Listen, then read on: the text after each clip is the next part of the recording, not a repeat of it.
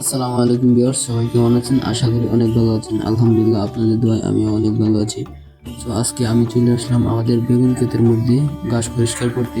গতকালকে আমরা কিন্তু পানি দিয়েছিলাম, রাত্রেও কিন্তু পানি দিয়েছিলাম, আপনারা ভালো করে জানেন।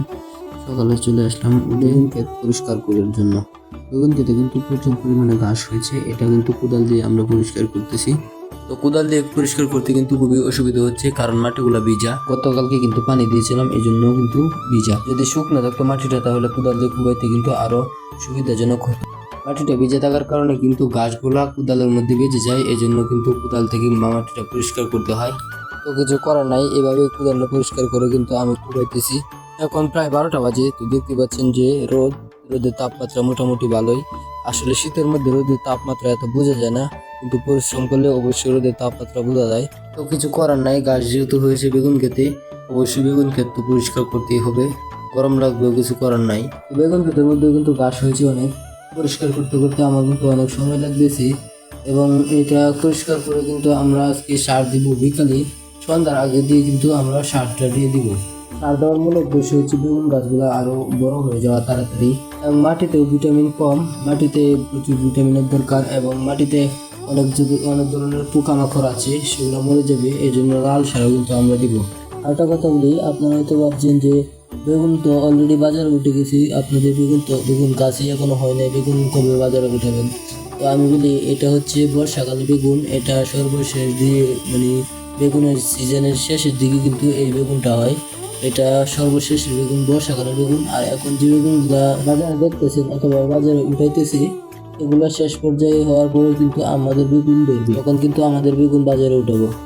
এবং আপনাদেরকে একটা কথা জানানো হয় নাই, এই বেগুনটা নাকি গোল বেগুন হবে, নাকি লম্বা বেগুন, নাকি সাইজে মাঝারি সাইজের বেগুন হবে। আসলে এই বেগুনটা কিন্তু সাইজে মাঝারি সাইজের বেগুন হবে, এবং গাছের মধ্যে আমের মতো ঝুঁকে থাকবে বেগুন। যেহেতু এই বেগুনটা আমের মতো ঝুঁকে থাকে, এই জন্যই কিন্তু এটার নাম দেওয়া হয়েছে আমঝুঁকি বেগুন। তবে এটার চারাটা কিন্তু আমাদের হাতে না, এটা কিন্তু আমরা কিনে এনেছি। তবে যার কাছ থেকে আমরা কিনে এনেছি সে সে কিন্তু বলেছে এটা আমঝুঁকি বেগুন। গাছ যখন ছোট থাকে তখন কিন্তু বোঝা যায় না এটা কোন জাতের গাছ এবং কোন বেগুনের জাতের গাছ। এজন্য আমরা আনুমানিক করে তার কাছ থেকে জিজ্ঞাসা করে এটা আনেছি আমঝুঁকি বেগুন। তো এই গাছটা যখন বড় হয় এবং বেগুন ধরে, তখনই বুঝে যাবে আসলে এটা আমঝুঁকি বেগুন নাকি অন্য কিছু বেগুন।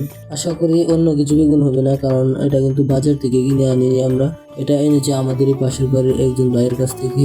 তো এখন কিন্তু ক্ষেতের মধ্যে কোবানো প্রায় শেষ, সন্ধ্যার আগে আগে ক্ষেতের মধ্যে সার দিয়ে দিব।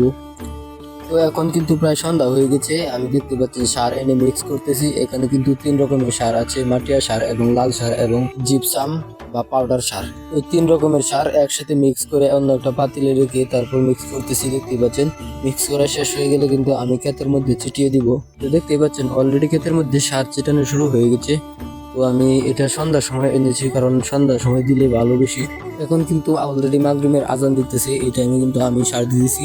আরো আগে দেওয়া যেত আসরের টাইমে, কিন্তু আমি সার আনতে আনতে দেরি হয়ে গেছে, এই জন্যই রাত্রে দিতেছি। তো আজকের ভিডিও এই পর্যন্তই। সবাই ভালো থাকবেন, সুস্থ থাকবেন, এবং আমার জন্য দোয়া করবেন। এবং ভিডিওটা দেখে যদি আপনার একটু হলে ভালো লাগে, অবশ্যই লাইক, কমেন্ট, শেয়ার করতে ভুলবেন না।